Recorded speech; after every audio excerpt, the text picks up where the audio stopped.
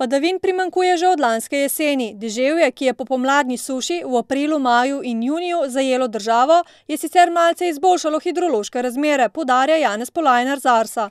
Pa vendar je v tem času, torej v teh pomladnih mesecih, na tem območju padlo le okoli 80% tistih običajnih padavin.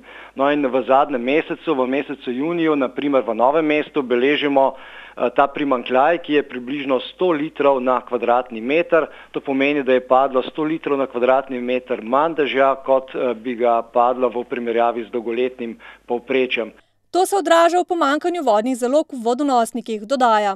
V vodonosniku Krškega polja beležimo ta čas nizke gladine vode, ki sicer še niso kritične, pa vendar na nekaterih delih Krškega polja, kot naprimer na območju Gorice, tam še vedno beležimo sušne razmere.